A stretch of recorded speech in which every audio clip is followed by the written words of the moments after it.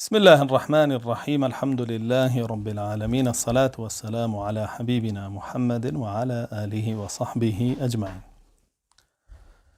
الفتنة الحالقة، فتنة 11 أو فتنة ك11 فتنة. طبعا أثرك من هي لحذيفة كوري يمان وكان وعيمي كوري حمادي جارته لفتنة وحاكميش لمستدركة وسيطيش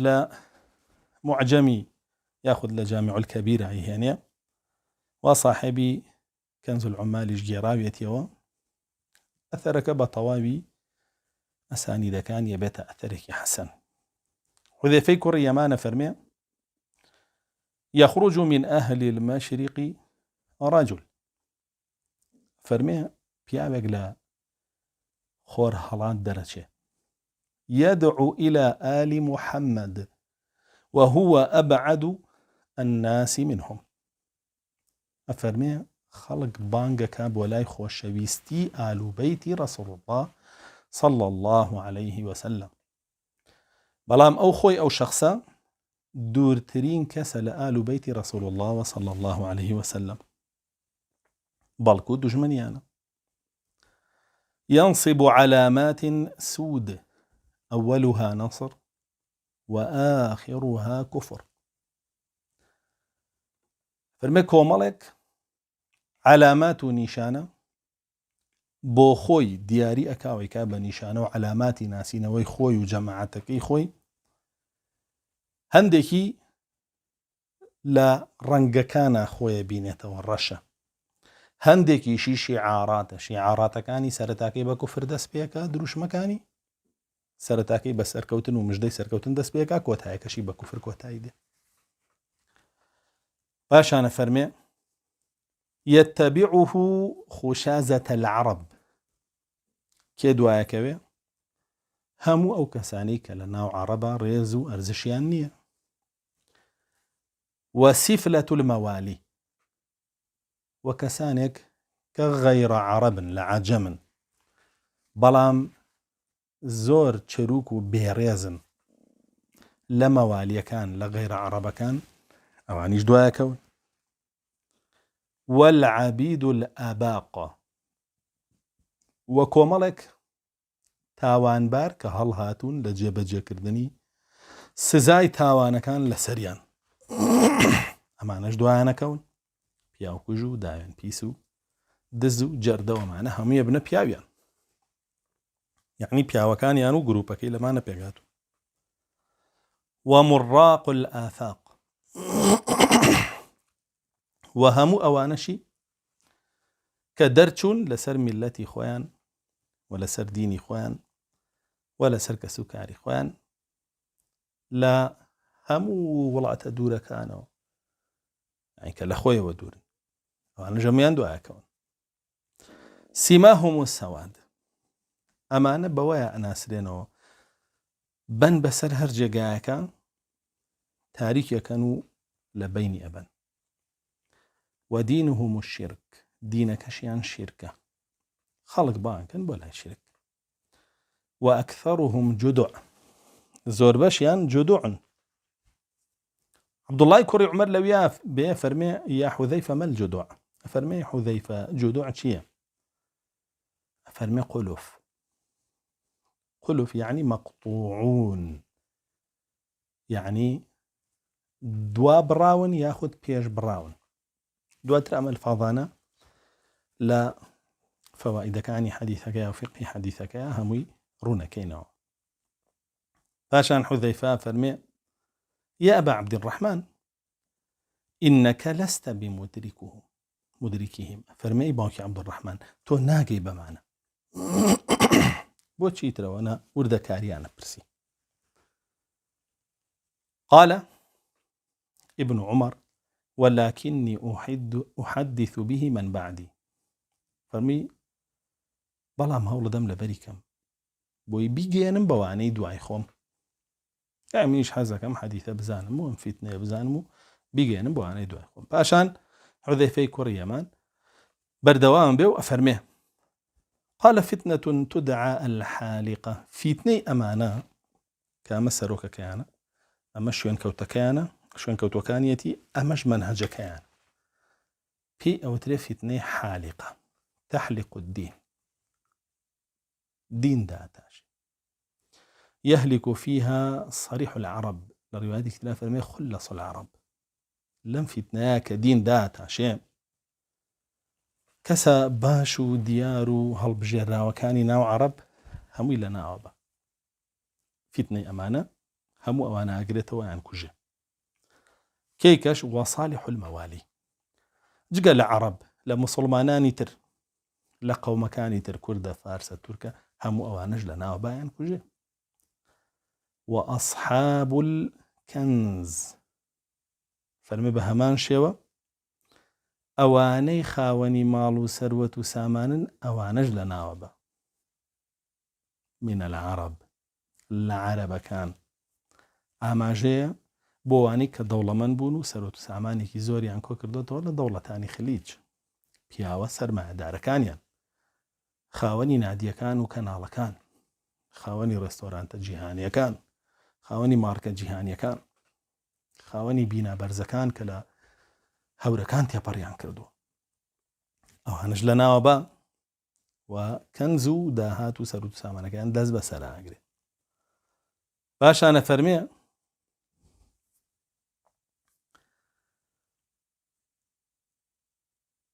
والفقهاء زانەکانیش لە ناوەبە باشانە فەرمێ وتەنجەلی عن ئەقل القەلیل بەڵام ئەم فیتنەیە درێژە ناخایەنێ زوو تەواوە بێ مدەتێکی کەم نابە کە فووکوڵێکە بەرزە بێتەوە بڵندە بێتەوە و ئەبێتە کۆمایەک و هەیبەتێک و هەیئەتێ پایاکە و دواتر دامرکێتەوە لە ناوەچێ ئەم حەدیثە ئەم ئەثەرە لە حودەیفەی کوڕی یەمانەوە ئەثەرێکی حەسەنە کاری پێکرێت وەکو بامڵین مەتنەکەی بەڵام معناکەی لە زۆرێک لە ئەحادیثی ترا هاتووە بە صحیحی وواقعیش سەلماوەتیایە هیدایەتەکەی فەرمێ يخرج رجل من أهل المشرق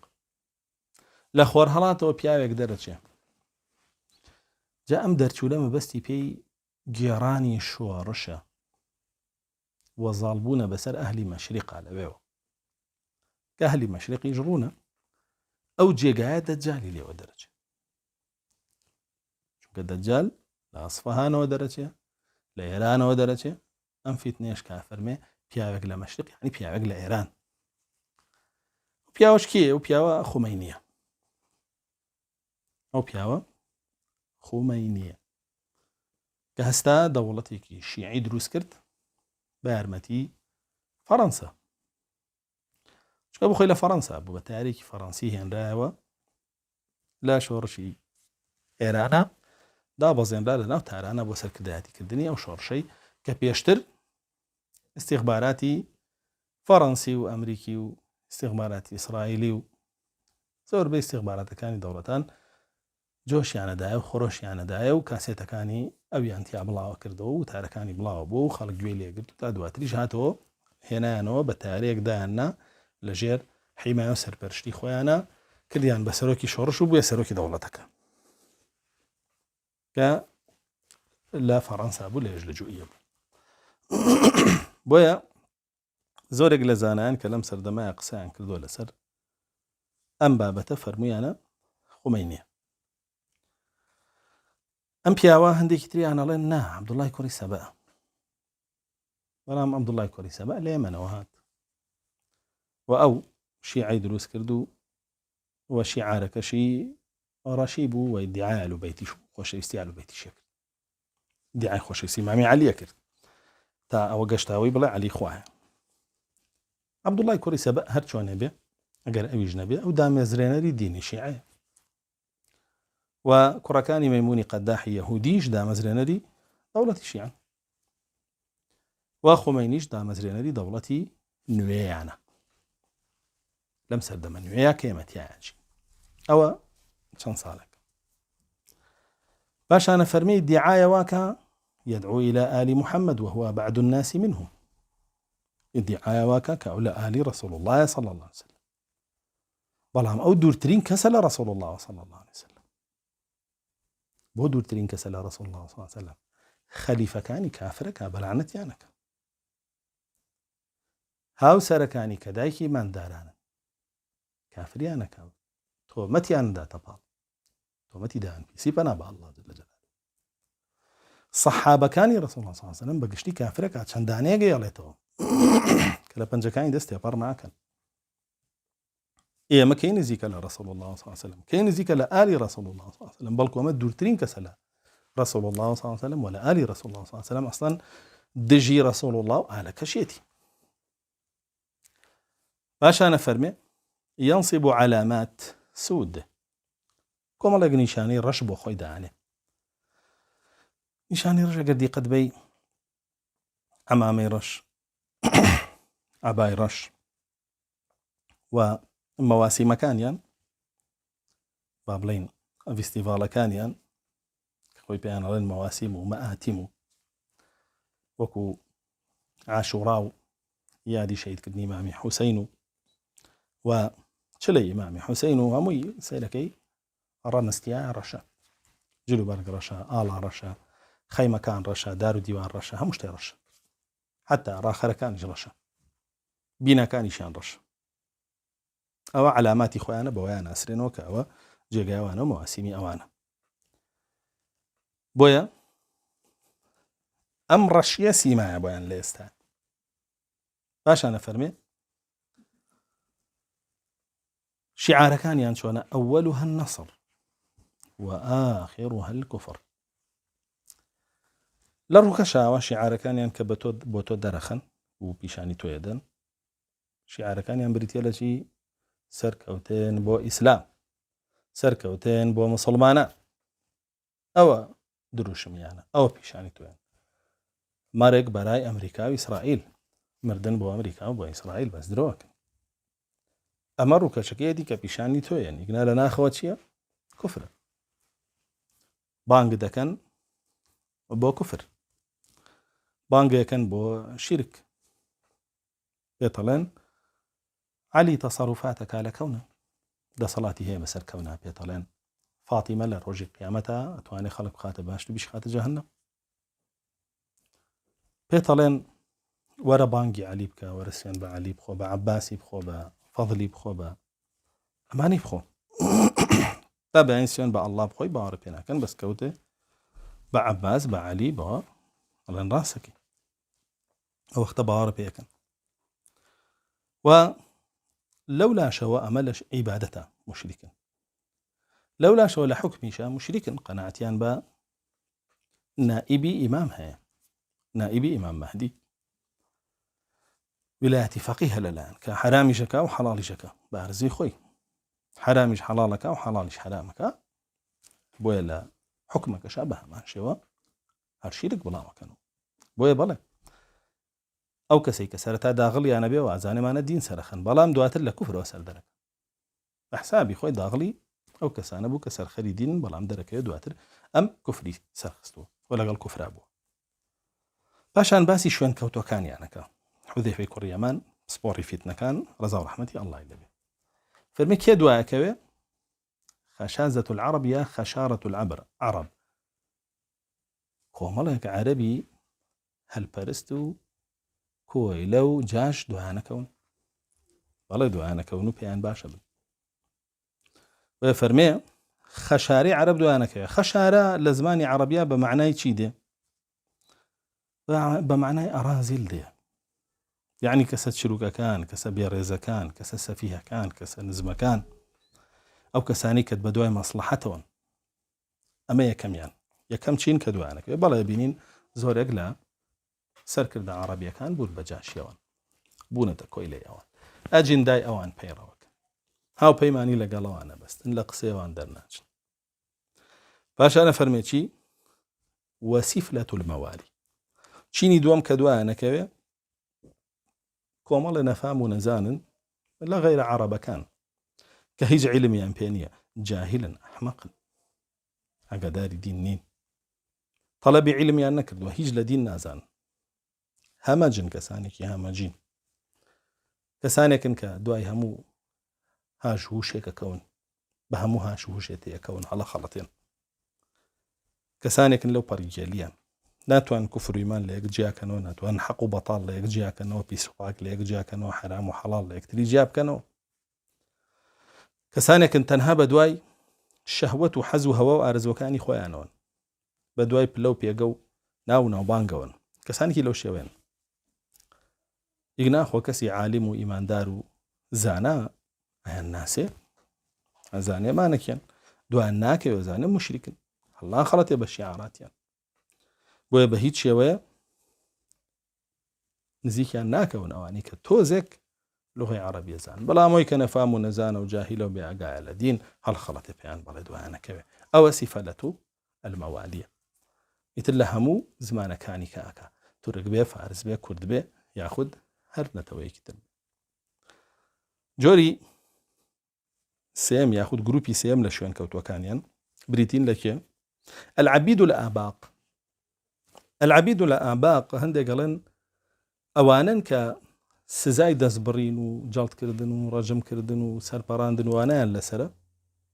لە شەریعەتی ئیسلامە، خۆیانە دەنە پاڵ ئەوان بۆی دەرباز بن، خۆیان دەربازەکەن، یاخود لەوە پێش کۆیلە بوون، کۆیلەی کۆمەڵی سەرانی تر بوون، لەوان هەڵدێن و خۆیانە فرۆشن بەمان، وەکو چۆن نەبینین زۆرێکیان هەیەنە کۆیلەی سەرانی عەرەبی و ئەحزابی عەرەبی و ئیخوانی و ئەمانە بووە، ئێستا خۆی فرۆشتەوە بە ئێرانوان، بە شیعە و ئەوان. پاشانە فەرمێ جۆری چوارەمی شوێن کەوتوەکانیان مڕاق الئافاق، ئەوانن کە لە هەموو وڵاتەکانە نەخوازراون، بێزراون و دەرنەراون، یاخود هەڵهاتوون پێویستیان بە بژێوی و مەعیشەت و ژیانە، دوای ئەمانە کەون بۆ پارەیەکی کەم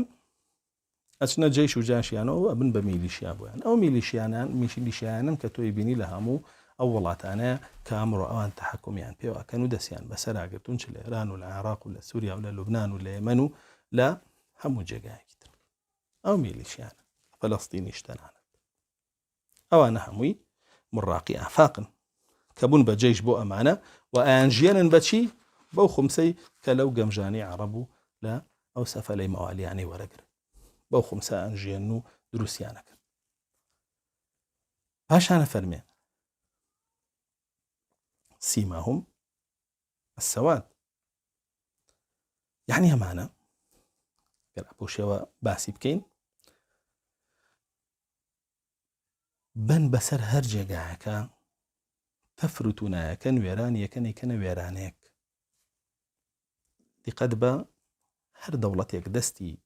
ئێرانی شیعی تیابێ ئەو دەوڵەتە کاولە لە ڕووی گوزەرانەوە، لە ڕووی با بڵێن خزمەت گوزاری و ئاوەدانیەوە لە هەموو ڕوویەکەوە، سبحان الله، ینی هەروە بوون سەفەویەکانیش وەختی خۆی کە هاتن هەر کاولکاری هەن بەجێش بە دوای خۆیان. تەماشاکە جێش و میلیشیاکانیان لە عێراق چۆن شاری سونیان نەهێش بە پێوە، لە سووریا بە هەمان شێوە، لە لوبنان بە هەمان شێوە و ئەهلی سونەشیان نەهێش بە پێوە، ئەچنە هەر جێگایەک تارمایەکی ڕەش باڵە کێشە بەسەر و جێگایە کاولیەکەن و هیچ خۆشی و هیچ چێژێگیتیان ناهێڵن بۆ جەماعەتی خۆیان نەبێتەوە. باشانە فەرمێ سیماهم السەواد، یعنی دینەکەیان ڕشاییە، ظلوماتە، کوفریاتە، شیرکیاتە، حاڵیان هەمووی فێڵ و تەڵەکە و ساختەچێتی و توقیە و ئەو بابەتانەیە خەڵک هەڵە خەڵەتێن. و پاشانە فەرمێ عەبدوڵای کوڕی عومەر فەرمووی دواوەی کە فەرمووی ئەمانە زیاتر با بڵێن سیما و شکل و شێوەیان ڕەشاییە، دوا فەرمووی چین؟ جودوعن، یعنی مەقطوعن. فەرمووی جودوع چییە؟ فەرمووی ئەی عەبدوڵای کوڕی عومەر خۆتۆ پێیان ناگەی چ پێویستە بە جودوعە بیزانی معناکەی، قولوفە، قولوفی جوتمان مەقطوعە، مەقطوع زانایانمانە فەرموون بۆیە فەرمێ جودوعن یعنی مەقطوعن، فەرموون هەندێکیان یعنی بێڕاچاڵەکن، ئەولادی متعەن، باوکیان نەزانراوە، بەڵێ زۆر بەیان ئەولادی ياخد لسر سنتي مجوس باشا قلوف ختنا نكراون ياخد دوا براون أبرين رينون آمين ياخد هل كان راون لولات حالي خوان قطع بونو بربونة مسلمان وبها مشيوية تفرتنا أنا كانوا أنا كجن ياخد هل كان ريهمو مسلمانك وأهل السنة وهم معنا كان لأخويا يقري جاب ابن عمر بيان ناقة كواتاما دوانزس يانزا قرن دواي أمان دين دواي ابن عمر وصحابة كان دين بلس يانزا قرن دواي أمانات باشا أنا فرميه فتنة كان شيء حالقة بۆچی بەکارێ بۆ تاشین بەکارێ سێ ئینسانێک کە موو داتاشێ لە بنەوە هیچی ناهێڵێ هەمووی داتاشێ خاتە سەر پلێت سافیەکە لەسەر پێستەکە هێڵێتەوە یعنی فتنەکەیان فتنەیەکی ئیستیئصالیە لە بن و ڕەگ و ڕیشەوە دین هەڵەکەنێ ئیتر ئەهلی ئیمان هەڵەکێشێ هەموویە کوژێ و تەفروت و نایەکا و نایهێڵێ ئەمە سیفەتێ یاخود دین لە وڵاتەکانە نایهێڵێ ڕوو بکاتە هەر شوێنێ دین لا با و کوفر و شیرگە خاتە جێگەی ئەو کوفر و شیرکانی کە خۆیان خەریکینی بەم ڕۆژگارای بین ئیتر بەخۆشی بێ بە ناخۆشی بێ کوفر و شیرکەکەی قبوڵە بەخۆشی باش ئەوە شتێ پارە شتێ نییە بە کافری لەگەڵمانە سەودانیش قبوڵ نییە بە زۆر قبوڵ نییە لە بناغەوە ئەو بڕێنێتەوە ڕەچەڵەکی شێکوژێنێتەوە بە تەواوی هەمووتان لەناوە هەوەڕوونە و بە چاوی خۆمانی بینی ئەگەر دیقەت بن لە نەوەتەکانە کۆمەڵێک چەک هەڵگیرا بوو بۆ دین دەستی ئەوانی تیانە بوو کە دەستی ئێرانی تێکە و لە بن و بارەوە جیهادی ئیسلامی لە کوردستانە بنەبڕ کرا دوا خۆی چی بەجێهێشت میلیشیایەکی شیعی لەگەڵ حیزبێکی بێدەسەڵات کە پابند بێ بە دیموکراسیەوە لەگەڵ حیزبێکی تریش کە قەناعەتی بەوە هەر نەما زوڵم و زۆر و ستەم بە هێز لە ناوبەرێ وەوتی با قەڵەم لە ناوێ دیقەت بە دوا ئەو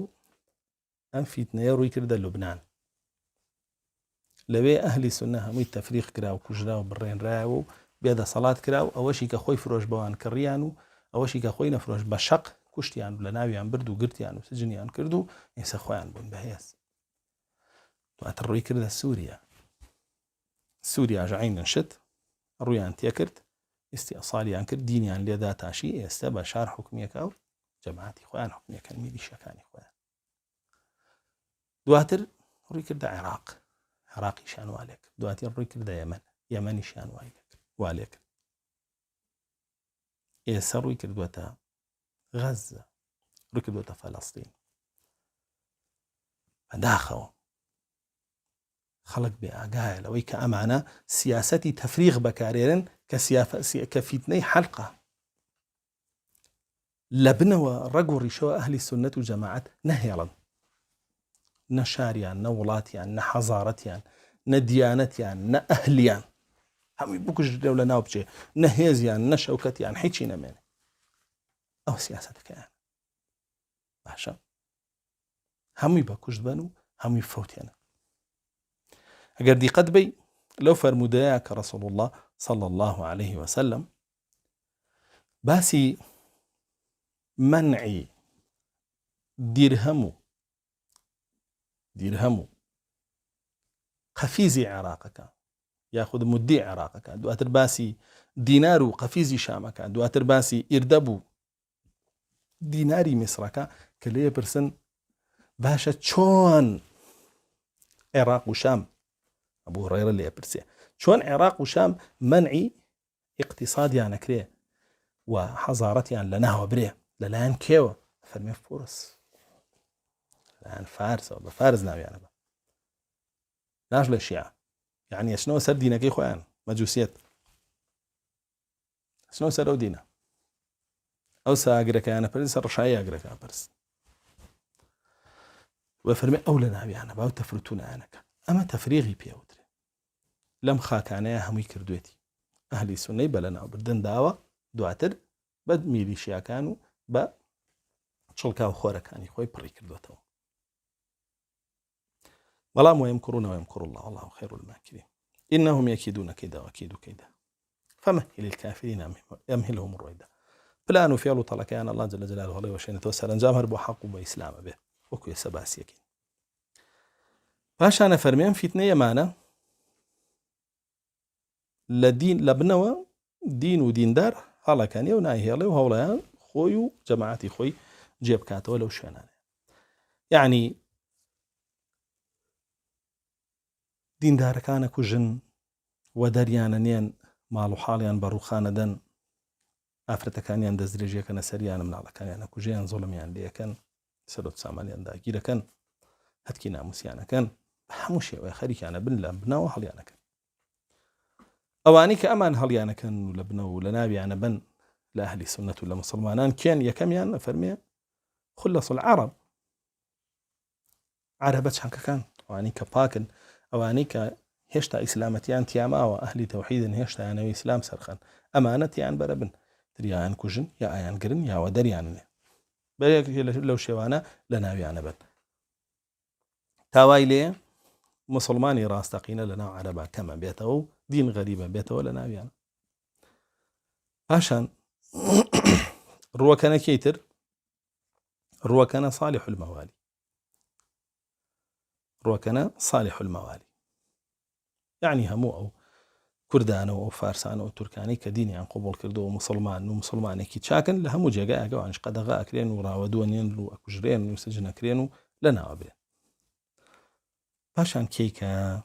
سامە دیندارەکانیان صاف کرد. ئێستا کۆمەڵێک کەمانەیە لە عەرەب جاشی ڕۆمن میسر محاصرا کرێتەوە لەلایەن ڕۆم و جوولەکەەوە وەکو ئێسەوا خەریک ئاکەوێتە سەری جاشی ڕۆمن دێن ئەمانەش لە ناوە بن ڕۆم ڕۆژی لە ڕۆژان پشتیان تێک وەفای نییە یەهود خۆی لە ناوچوونە دەوڵەتەکەی هەتا 80 ساڵەژی خۆیان لە تەلمودەکەیانە قەناعەتیان بە حەقیقەتێکەیە کە پێوترێ لعنەتی عەقدی هەشتم لعنەتی پەیمانی هەشتم. یعنی چی؟ یعنی 10 ساڵی ئێمە ئەژین لە پەیمانە هەر دەوڵەتێکمان هەبێ 10 ساڵی ڕاوەسێ یعنی 80 ساڵ ڕاوەسێ 2 ساڵ تەفرەت و نابێەوە ڕوخێ. ئێستا یەهود چەندێکی ماوە 4-5 ساڵی ماوە 4 ساڵی ماوە لە 2027 تا لە ناوەچێ چونکە عەقدی هەشتەمیان تەواوە بێ. خۆیان لەوا ترسن حتا نەتەنیاهو کە هەڵبژێراوە کرا بە سەرۆک وەزیران لە مەخیرەوە تێگەر من هەڵنەبژێرنەوە لعنەتی عەقدی هەشتەمەتان گرێتەوە. و سەرۆکی پێش نەتەنیاهۆش وتی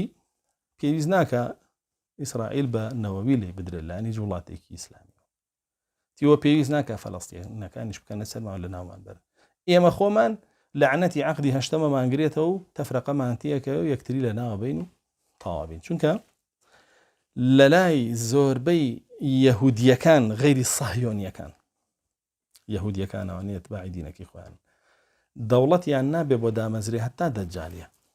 ئەمانە کە دایان مەزرانەوە غەڵەتیان کردو بۆیە بێت لە ناو بچن لە ناو خۆیانە تەفرەقەیان زۆرە لێسەوە مزاهراتیشیانێ دژی دروستکردنی دەوڵەتی یەهودی بگراڵای فەڵەستین بەرزەکەنەوە دیوتان خۆتان ئەوە نهێنی ئەو بابەتەیە. و زۆرێک لە سیاسیەکانی یەهود ئەگەر یەکێت توانایی هەبێ و تااقەتی هەبێ لە گوگڵ بگەڕێ بۆ لعنەتی عەقدی هەشتەم لەسەر یەهود ئەزانێت چی ئیسرائیل خۆی لە ناوچوونە عمری درێژی 3-4 ساڵی کێ نامێنێ بە پێی تەنەبوعاتەکانی خۆیان نەک ئێمە ڕای خۆمان بڵێ هەر سیاسیەکانیشیان ئەو حەقیقەتاڵێن. جا بۆیە ئەمانە کە یەهود نەما ئیتر بۆ خۆی دەستی شیعە بەتاڵە بێ بۆیان ئەم عەرەبانە مڵک و ماڵ و سەر و سامانیانەکەوێتە دەستیان هەمووی داگیرەکەن بە غەنیمەت و خۆشیانە کوژن و لە ناویانە بن. بۆیە ئەو مڵک و ماڵیان ئەگەر پێشتر سەرف کردایە بۆ جیهاد و مجاهدینەوە حاڵیان بەسەر ناهاو بەڵام لە ناوچوونی هەموو ئەو دەوڵەتانەش نزیکە کە بیناکانیان بردۆ بۆ ئاسمانە لە دەوڵەتانی خەریج بەتایبەت دورگەی عەرەبی و هەر خەریکی لەهو و لەعیب و فەسادن و خەریکی مەوسیمی ڕیاض و مەوسیمی جدە و گۆرانی بێژی کافر و مشریک بهێن لەوێ کوفرکە و سوکاتی بەخوا بە پێغەمبەر و بە دین کە ئەمە لە ناوە چن ئەڵڵا جەل جەلالو و کۆمەڵە درندەی خۆی بەرەیاتە ناویان هەمویان تەفروتوناک بەڵێ بیناکانیشیان داگیرەکرێ سەر سامانەکانیشیان داگیرەکرێ بەخوا ئەو نادی ئەوروپیانەی هی با بڵێن تۆپیان کە پارەی دنیایان پێداوە هەموو یەکەوێتە دەزەوان دەوڵەمەندەکانیان زەلیلە کرێەوە دەرئەنرێن وەکو چۆن سەرەتا پێپەتی و ڕوشت و ڕەجاڵ بوون ئێستا منافەسەی بەرزکردنەوەی بیناکەن پێپەتی و ڕوت و ڕەجاڵەکرێنەوە و دەرئەنرێن لەلایەن فورسەوە کەی کەش لە ناوە بن فەرمێ والفقهاء بەڵێ دوژمنی شیعە زانایانی ئەهلی سونەن دوژمنی شیعە زانایانی ئەهلی سونەن بە هەموو شێوەیە دژیان و هەوڵێن لە ناویان بن لە هەموو ئێرانە بگەڕێ عالمێکی ئەهلی سونەت و جەماعەت بە حەق نەماوە بەڕۆ بزانە لەو ئەهوازەیە کە پڕ بوو لە عالمی ئەهلی سونەت و جەماعەت ئەو ئەسفەهانە کە پێی وترا عش العولەما هێلانەی زانایانمان بڕۆ ئەو تارانە وەسا پێی وترا با بڵێن مەنتیقەی مەڕووە بزانم کە پایتەختی زانست بوو هی شەرعی ئەو دەوڵەتی خۆراسانە کە چی عولەمای خۆراسان و مەشریق بوو لێوە پیا بوون هەمووی کوژراوە ناو برا هیچی نەهێڵڕایەوە مەداریسیان هەمووی ڕوخێنرا ئەمانە دوژمنی فوقەهاءن دژمنی خوتەباءن دژمنی زانایانن زانستخوازانن دژمنی میراتگرانی ڕەسوڵ الله صلی الله علیه وسلم هەمویان کوشت و لە ناویان برد ئەوەی نەکوژرا بێگیراوە ئەوشی نەگیرابێ ڕای کردو و خۆی شاردوێتەوە دیگە ئیستیخباراتیشان هەردەسی پێگای کوژێ ئەوە حەقیقەتیانە ئەمە ئاماژەیە بۆ ئەوەی کە ئەم شیعانە قودوات و پێشەوا و قائید ناهێڵنەوە لەناو ئەهلی سونەیە لە هەر شوێنە بیان بینیان کوژن و لە ناویانە بن چونکە هەتا ئەوانە هەبن مەترسیە لەسەر خۆیان تا قائیدێکی سونی هەبێ زانایەکی سونی هەبێ مەترسیە لەسەر ئەوان بۆیە نەتوان بیکوژن بە دەست بەجەستە هەوڵێن بیکوژن بە فکرەکەی چواردەورەگرن بە بوهتان بە تۆمەت حەقەکەیەکەن بە بەتاڵ لە خەڵکی بەتاڵەکە لە هی خۆیانەیەکەن بە حەق لە خەڵکی کاوەش بە چای خۆمانی بینین بڕۆ بزانە چی بە زانانی سونە ئەڵێن و هەڵیە بەستن لە بوختان و لە تۆمەت دواتریش ئیخوان شیعیەکان دێن ئەیڵێنەوە ئێستا ئیخوان مسلمین نەماون ئیخوان شیعین و ئیخوان ڕەوافیضن و دواتریش تەسەوفی شیعی دێ ئەیڵێتەوە کە تەسەوفی سونی نەماوە ئێستا ئەوانیش نەماوە بڕۆ خۆت بوختانەکانیان ببینە لەسەر ئیمامی ئیبن تەیمیە و ئیمامەکانی ترمان تا ئاگاتە سەر محەممەدی کوڕی عەبدولوهاب پاشان ڕەسوڵ الله صلی الله عليه وسلم ئاماژە بەوەدا کە ئەمانیان هەمووی بۆ ئەلوێ بۆ لەبەرەوەی باسمان کرد کۆمەڵی عەرەب خۆیان ئەفرۆشن پێیان لەوانەیە و عەرەبانە ڕۆی بێضەکان بن کەسە چروکەکان بن کە قسە لە کاری گشتی خەڵکاکەن لەواجێ ڕؤوسەن جوهالا بن کە خەڵک بانکەن بۆ لایە و جەهل و کوفرەی ئەوان منافقون علیم اللسان بن يعيرهم بفصاحته يجادلهم بالقرآن لوانە بن دجالون كذابون بن ئەئیمە مضلین مانن بانگیانە بۆ لای ئەو منهجە کوفریە بەڵام ئایا زۆر بەردەوام بێت ناخێن حذەیفەی کوڕی یەمان ڕەحمەتی ئەڵڵای لێ بێ فەرمێت تەنجەلی عن ئەقل القەلیل لەپڕ لە ناوەچن و فیتنەکەشیان کەمە بێ لەواچێ نەگاتە 100 ساڵ هیچ شێوە نەگات 100 ساڵ و هەلاکی یەهود هەلاکی ئێرانیشە بۆ معلوماتە چونکە خودی ئێران یەهود ڕایگرتووە یەهودیش دایناوە هەر لە ئەوڵەوە خۆی دروستی کردووە باشە میحفەلی فەڕەنسی هی ماسۆنیەکان ئەو خۆمەینیە نایەوە داینا لە تارانە وە کردی بە سەرۆکی ئەو دەوڵەتەوە دەوڵەتەی پێ دروست کرد کە وەکو گورگەکەی هەیاسی خاسی لێ کردووە پیشانی دەوڵەتەکانی خلیجیە دایانە دۆشێ لە پارە و سەرۆ و سامان و نەوتیان و چەکیان پێدا چەکی ستۆک و ئەوان جێ کرد ئەوە شێوەیە بۆیە فەرمێ ئەمە مدەتێکی کەم ئەمێننەوە لە ناوە چەند فەرمودێک هەیە ڕەسوڵ الله صلی الله علیه وسلم فەرمێ ئەسرع الناس فناء الفرس فەرمێ خێراترین نەتەوە لە ناو خەڵکیە کە لە ناو بچێ نەتەوەی فارس و فەرمێ تقاتلون الفارس فتفتح لكم شەڕەکەن لەگەڵیانە والله جل جلاله و زاڵتانەکا بەسەریانە لەفظێکی ترمان هەیە کە هەر باسی ئەم فیتنەی حالیقەیە کە لەلایەن ئەم مەجووسانەوە فەرمێ لابن مسعود فرمي كنا عند رسول الله صلى الله عليه وسلم إذ قام قومة كأنهم مفزع فرمي لا يا رسول الله صلى الله عليه وسلم هستانا سربيك هستايا كأود بابلين شلا جاوي ترسيتي عابو إيما اللي ترسين فرمي فقلنا يا رسول الله لقد قمت قومة مفزعين ماني في غمر إخوة صلى الله عليه وسلم هستايتوا بشيويك هستايتوا كيما ترسان يما صلامينوا اشتاق بخيال معنا فرمي رسول الله صلى الله عليه وسلم فرمي إياكم والدجالون الثلاث ئاگادار بن هۆشداریتان پێدەم لەبارەی سێ جۆر لە دەجالەکانەوە سێ جۆر دەجالمانەیە ئاگاداریان بن ابن مسعود فرمي قلت يا رسول الله قد حدثتنا عن الأعور الدجال كذب الكاذبين رسول الله صلى الله عليه وسلم باسي دجالك يعني بو كردوين كدجالي قوريو دروزن ترين دروزنا كان قال يعني باسي وتبوناك بلكو جقلو دو دجالي ترمانه دجالاني كتريان كجوري دوا من أوانا كيدعي بغمراتيك باشا أوي قورة ادعاء خواتيك أوي دوم هي بغمراتيك أما يسمي ادعاء راستي منهج ودروسي منهجك ادعاء آل بيتك هي رسول الله صلى الله عليه وسلم فرمي قال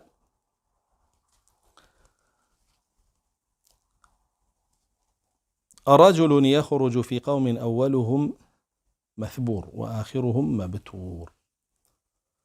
فرمي آخر دجاليان كدواي أواني كي دعاي بغمرات يكن باس يكن بوتان بياوي كدرت شيء أولهم مثبور يعني سرتا كان نخوازراوة كيزاونا بيسا لعنة لكراوة وآخرهم مبتور أخيرا كشيان تياتشوا بهلاكشوا فوتاوة عليهم لعائن الله الدائمة لعنة الله دار جيب سريانا بدائمي هل دروزبوني أنا وتاكو تايهاتني فرمي فتنتهم يقال لها الحالقة فتنة كان بيه وتري فتنة داتا شر باشا أنا فرمي وهو الدجال الأطلس وأو بيه وتري الدجال أطلس طبعا كلمة أطلس يصير ممكن لغة عربية بمعنى قرقية كده كموكاني وريبير بيستكي مع بيته ورش بيرانكي باشا يعني الدجال يكا دامال راوة له همو خيبه ويكبر شرشيو كيزونيو بيسيو قمرائية بو خلقي لروايتك ابن خزيمة فرمي يأكل عباد الله بآل محمد فرمي عبد كاني الله جل جلاله لنا وبا هرهم ينبتشي آيان خوا بناوي آل محمد صلى الله عليه وسلم دا أنا دو شيخ مسيان ليخوا توضيعك وإذا بميليشيا كاني وتاتفرتون عنك فقه حديثة لكان خالك خالية كميان أكذب الكاذبين ليام بسي دجالي قوريه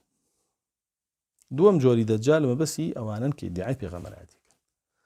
سيم جوري دجال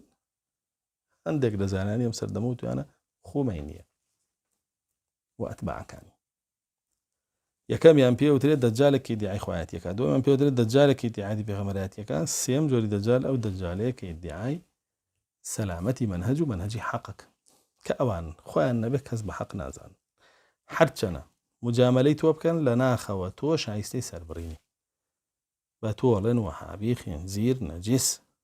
دمه حلال وعرضه حلال وماله حلال خويني حلال مالي حلال ناموسي حلال ويدزنا بارزن لهيج ولاتي لمولاتاني بولنا وبردنيان اگر هیچ پاساوێکیشیان نەبێ و توانایەکیان نەبێ خۆیان ڕاستە و خۆ لە ناویان برن ئەچن شەڕێکیان بۆ هەڵەگرسێن لەگەڵ دوژمنەکانیانە بۆی لە ناویان برن یاخود کۆمەڵێک میلیشیای خۆیانیان تێبەرێن کەوە دیمان لە عێراق و سووریا و لە لوبنان و لە یەمەن و بینیمان لە فەلەستینیش باشانە فەرمێ ئەوەلهم مەثبور کە دەست پێیەکەن دەستپێکیان چییە دەستپێکیان یعنی بە خوێن ڕشتن بە کاولکاریە بۆیە موژدەی تیاچوون تووڕەبوونی ئەڵڵا لعنەتی ئەڵڵا بەسەریانە ئەڕژێنرێ هەر لە ناو خەڵکیە یەکسەر خەڵکی سەرزەوی هەمووی ڕقی لێیانە وێ سوبحان الله خۆشیان جگە لە ناو خۆیانە ناتوان بە عیزت بن و خۆیان وا پیشان بن کە ئەمانە هەن و ئەمانە بە عیزت و ئەمانە بەشکۆن و ئەمانە ڕێزێگیراون و ئەمانە شتن ناتوان وا خۆیان ببین لە ناو خەڵکیە بەڵام کە خۆیانە بن بەیەکەوە ئەنجا خۆیان بە عیزت دەزانن و ناشیان بینی بە هیچ شێوەیە ئەمانە یەک کردار بکەن لە مەسلحەتی ئیسلام و مسلمانان و ئەهلی حەق هەموو کردارەکانیان لە مەسلحەتی خۆیان و دوژمنانی ئیسلامە بەو دوو ئاراستەیە هەنگاوە ئەوەتانێ ئەو هەموو مسلمانیان لە غەزە فرۆشت بە سەفقەیەک و بە شیرینیەک کە ماوەیەکی تر وەریەگرن کە بریتیە لە تەخفیفبوونی حیسار لەسەر خۆیان و دەزواڵابوونیان بۆ ئەوەندەی درکوشتن و لە ناوبردنی ئەهلی سوننەت و جەماعەت لە هەموو عالەمی ئیسلامیە باشە ئەی بینین خۆتان چاوەڕێکن بەڵام هەمووی يمكرون ويمكر الله والله خير الماكرين الله جل جلاله ديني خوي هرسلخ والله متم نوره ولو كره الكافرون هرسلي خاو دينه بهر شي كافر شد جيبه ورقي ليبه باش انا فرمي واخرهم مبتور اخر كسيان اخر كسيان ياخذ اخر جيليان مبتور يعني مقطوع ان شانك هو الابتر يعني دجمنكيتو سەر ئەنجامی چی بۆ نووسراوە لە ناو چوون تیا چوون دوا بڕاوبوون ئەبتەر و مەبتور یعنی الله جل جلاله لە ناویانە بە لعنەتی خۆی ڕژێنێ بە سەریانە بەردەوامی و خۆی لە ناویانە با و تەفروتونیانەکە چ دەجالەکەیان و چ ئەتباعەکانی دەجالەکەیان و چ مەنهەجەکەشیان هەر هەمووی الله جل جلاله زۆر بەخێراییان فەوتێنێ و تەفروتونیانەکە پاشانە فەرمە فیتنەکەیان پێوترێ فیتنەی حالقە ئەمە خاڵی چوارەم فیتنەکەیان پێوترێ فیتنەی حالقە داتاشەر یعنی دین داتاشن و دیندارەکانیش لە بنەوە هەڵەکەن و دەربە دەریانەکەن و سجنیانەکەن و یان کوژن و ڕاویانەنێن و هەتکی ناموسیانەکەن و ماڵیانەخۆن و هەموو شتێکیان لێ بەسەرهێن وا فەرمێ عەبدەکانی ئەڵڵاه أخوان قوت يعني أنا هل يعني لوشن بناوي دفاع كردن لا على بيت رسول الله صلى الله عليه وسلم بعبد كان يا الله لن أما أنه هي يزيدا يعني عن حلال أبويما أو عقيدان ودينيان كمان أنه هي يزيدا يعني عن حلال أبويما أما أوانا كأبو شيء آثارنا لباريانا وهاتو أم حديث رسول الله صلى الله عليه وسلم كأم حديثش سەرەتەر سەنەدەکەیە بەڵام لەگەڵ ئەو حەدیثەی پێشووترە و لەگەڵ ئاثارەکانی ترە هێسپایاکەوە بێتە ئەثەرێک کە شایستەیەوەیە استیدلالی پێ بکەیت وەری بگری طبعا الله جل جلاله لە قورئانە فەرمانمان پێکا فەرمێ یا ئەیها الذین ئامنوا ئەیەوانەی ئیمانتان هێناوە عەبدوڵڵای کوڕی مەسعودە فەرمێ هەر جارێ یا ئەیها الذین ئامنوا بینی هۆشتی بۆ بکەرەوە تێی بگە چونکە یا خەیرێکە فەرمانە پێکا یا شەڕێکە قەدەغەیەکە لێت ئەم ئاەتەیان یا ئەیها الذین ئامنوا هەم فەرمانمان بە خێرێک پێکە هەم قەدەغەی شەڕێکیشمان لێکە هەردووکیانی تیایە بۆیە دوو بەشی زۆر گرنگی ئیمانمان چی بکەنە یا ئەوان ئیمانتان هێناوە گەر ئیمانداری گوێ بگرە ئەمە لەگەڵ توێتی لا تتخذوا بطانة من دونكم پشت بە هیچ کەسێنە بەستن جگە لە خۆتان هاوپەیمانیەکەی لەگەڵ ئیمانداری سونی وەکو خۆت بیکە ئەهلی تەوحید بێ ئەهلی سنت بێ ئەیانکەی بە ڕاوێژکاری خۆت با ئیماندار بێ سونی بێ ئەهلی تەوحید بێ وەکو خۆت نەکەی جگە لە خۆت بکەیتە هاوپەیمانت بیکەیتە پشتیوانت بیکەیتە یارمەتی دەرت بیکەیتە ڕاوێژکارت پرسوڕات بەو بێ نەکەی ئەو نهێنیت بزانێ بە هیچ شێوەیە باشە بۆ جگە لە موسڵمان کافر و منافقن چ کافر چ منافق لا يألونكم خبالة ئەوانە بەردەوام پێیان خۆشە ئێوە زەلیل بن سەرشۆڕ بن تۆ چۆن دوژمنەکە دەکەی بە هاوپەیمانی خۆت دژمنی دینەکەت چۆنەکەی باو پەیمانی خۆت کەەوە بەردەوام پێی خۆشە دینەکەی تۆ زەلیل بێ بکەوێت تیا بچێ لە مێژووی ئیسلامە ڕووی نەداوە قەومێکمان هەبێ پشتی بەست بێ بە کۆمەڵێک کافر و مشریک و منافق ئللا ئەو قەومەتیا چوو هەرچەنە مسلمانیش بوو بن سەر نەکەوت رسول الله صلى الله عليه وسلم کاتێکە چوو بۆ جەنگی ئوحود 300 کەس لە منافقین گەڕابووە کە سەیەکی لەشکرەکەی بوو ئەچوو شەڕ بکە بەرامبەر 3000 شتێن لە مشریکین و کوفار بە 600 کەسەوە یەکێک لە هۆزە کافرەکانی ئەو ناوە هاتوتی بابێن پشتیوانی بکەم فەرمووی مسڵمانە بی ئیسلام قبوڵەکەی وتی نە تی دەی نامەوێ یارمەتیم بی پشتیوانی تۆم ناوێ هاوکاری تۆم ناوێ بڕ لا ئەستەعینو بکافر بژ نابەستم بە کافرێک چونکە الله جل جلاله قەدەغەی لێ کردووە لا تتخذوا بطانة من دونكم لا يألونكم خبالا ودوا ما عنتم دژمنەکانتان حەز ناکەنەوە سەرکەون حەز ناکەنەوە بەهێز بن ئەوان معاناتی ئێوەیان پێخۆشە لە ناوچوونی ئێوەیان پێخۆشە بە هەموو شێوەیە هەوڵێن ئێوە لە ناوچن و ئەوە ئاواتیانە ویستیانە ساڵەهای ساڵە ئێرانی شیعی ئەوێ ئەهلی سنەت و جەماعەت لە شەرقی ئەوسەتا زەلیل و سەر شۆڕی خۆی بێ ملکەچی بەردەم خۆی بێ لە هەموو وڵاتانی ئیسلامیە هەوڵ ئەدا هەمووی زەلیل و سەر شۆڕ و ملکەچی خۆی بکە تۆ چۆن پشتە بەستی بە یەکێکی وەکو چۆن ڕووی تێکی چۆن نەچیت ئەبی بە هاوپەیمانی چۆن هاوکاری لێوەرەگری چۆن نهێنی خۆ دەخەیتە بەردەست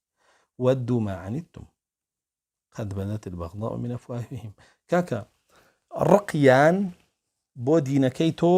دیارە لە وتەکانیانەوە ئەوە تا بەدەمی گوێنەدا بە خەلیفەکانی ڕەسوڵ الله بە دایکانی ماندار هاوسەرانی ڕەسوڵ الله صلی الله علیه وسلم بەدەمی جوان دیارە ڕقی لە دینەکەی تۆ گوێنیان پێدا بەدەمی جوان دیارە قورئانەکەی تۆ بە محەڕەفە زانێ بەدەمی جوان دیارە کە ڕەسوولەکەی تۆ بە شایستەی وحی نازانێ عەلی بە شایستەی وحیە زانێ ڕزا ڕەحمەتی الله لە عەلی کە ئەو بەریە لەو بۆتانە جوان دیارە ئیتر تۆ کەی عەقڵ وەرەگری ئەوە تا لە دەمیا دیارە کورە لە کرداریشیان دیارە ئەو هەموو وڵاتی سوننەیە چۆن کاولی کرد چۆن لە ناوی برد چۆن تەفروتونای کرد چیان لە مووسڵ کرد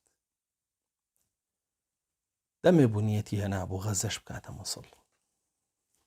دەمێ بوو نیەتی هەنابوو بیکاتە فەلوجە و ئەنبار بیکاتە تکریت و ڕوومادی دەمێ بوو نیەتی هەنا سەریشی گر پلانەکەی وما تخفي صدورهم أكبر هەموو ئەوەی ئەیبینی ئەیبیستی لێیان ئەوە هیچ نییە زۆر لەوە گەورەتر لە دڵیانە زۆر لەوە گەورەتر لە سنگیانە هەموو سنی یەکنەوەی یەزیدە کوشتنی چوونە بەهەشتە دەسێ سەوزە بێ ئایەتوڵڵاکانیان واڵێن بڕۆن لە یوتیوب بینووسن و بیخوێننەوە گویان لێگرن بزانە چیاڵێن لەبارەی تۆ کە یەکێک گێتە ناو دینەکەیانەوە دوای شایەتومان کە پێهێن بە عەلی بە فاتیمە ڕزا ڕەحمەتی ئەڵڵایان لێبێ دوا ئەو لعنەتی پێەکەن لە خولەفاءەکانی ڕەسوڵ الله صلی الله عليه وسلم ئەوەی لە سنیانە زۆر زیاترە لەوە شاردویانەتەوە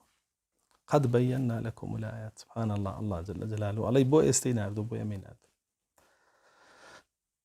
ڕوونم کردوێتەوە بۆتانە هەموو شتێک تەماشای و ئاەتەکەن بەرچاوڕوونی تەواوی تایە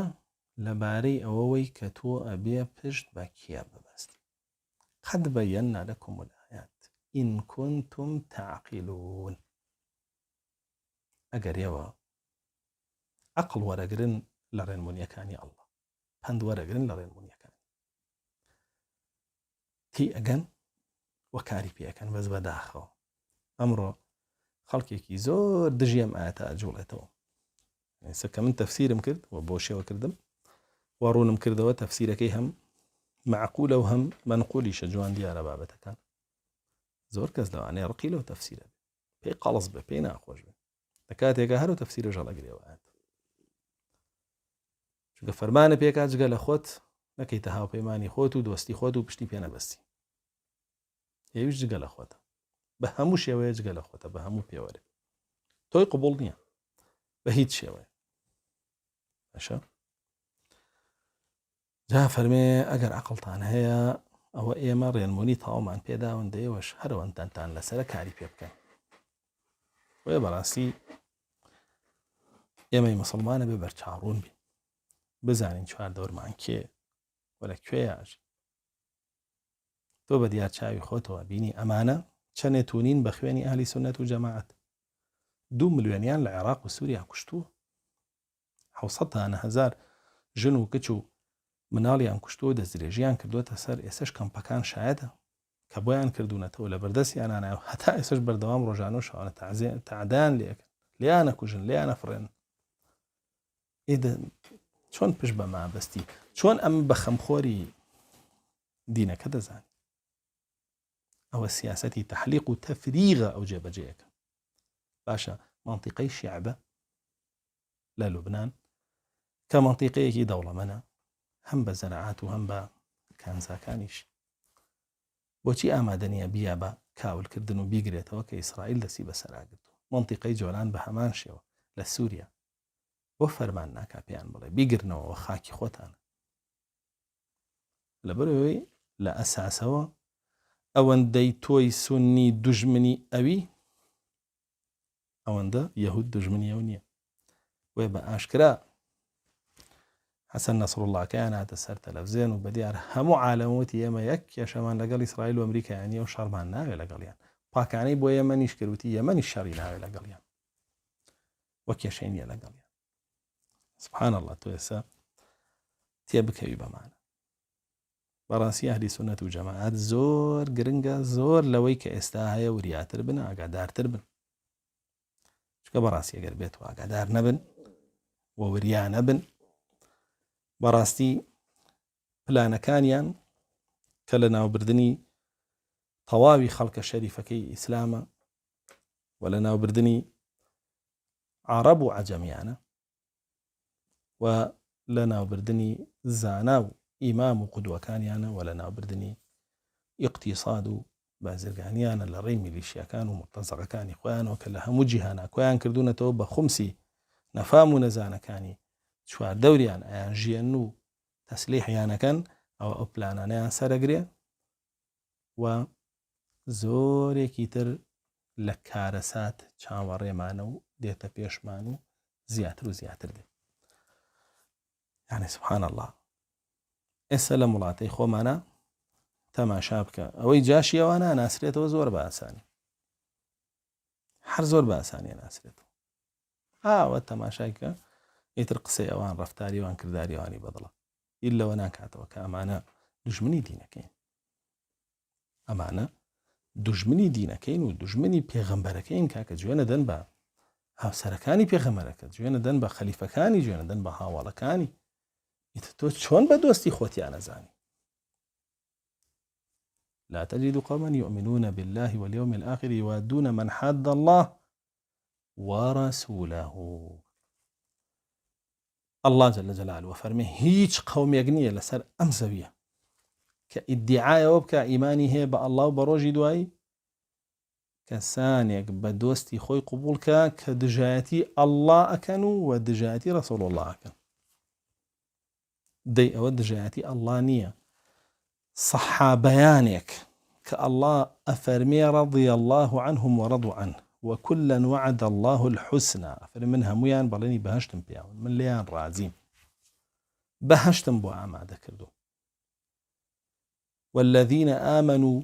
والذين معه أشداء على الكفار رحماء بينهم تراهم ركعا سجدا سيماهم في وجوههم من أثر السجود يعني أو أوصاف عن القرآن أبو أنبياء ونهاتوا للان الله وجل جلاله أمان الله بدرو خنو قبول وصف عني شناك هم بدرو خنو أو هم فرمودي رسول الله صلى الله عليه وسلم هاتوا لباريها ولا كانوا هم بدرو خنو انجا نصي آيات بيطلع ها وسراني رسول الله صلى الله عليه وسلم دايكاني إيمان دارن أو أنا رنزينا كان أنا بقى الله جل جلاله أمانة دوستيتون ئەی ئەڵڵا جەلە جەلالوە فەرمی ئەمانە دوژمنی ئەڵڵان دوژمنی ڕەسوڵڵان نابێ دۆستیەوە جگە لەوەی کە ئیدعای واکەن قورئانەکەت محرفە و مصحفی فاتیمە هەیە و چی هەیە و چی هەیە و چی هەیە تۆژەڵ خەڵەتاوی پێیان ئەمە کە دوژمنی ئەڵڵا و ڕەسوولایکی بە دۆستی خۆت پشتی پێبەستی بە شان و باڵی هەڵەی بێئاگا لەوەی کە ڕۆژە لە ڕۆژان پێوەت ئەداوەکو مار ئەو مارێکە خۆت بەخێویەکەی خۆت هێنیتە ماڵی خۆت گردنی خۆت ئەخەیتە ناو دەمی هەتاوەکو قەپاڵی پیا بکە و قوتێ بدە وێ بەڕاستی هەر کەسێک لەم دوو ئەثەرە ورد بێتەوە کە هێنامان زۆر بە جوانی تێگا ئەم فیتنەی حالیقەیە کە ئەوە نزیکی 50 ساڵە دەستی پێکردو و بەرکارە و بەردەوامیژە بێ وابێ سیماکانی بزانێ و داغڵی نەبێ وی لەگەڵیان نەڕوە چونکە لەگەڵی ڕۆژ نایەتەوە و بزانێت چۆنیش خۆی لێ بپارێزێ انشاءالله لێرەدا ئەوەستین لە باسی فیتنەکانە والحەمدولله رب العالمین.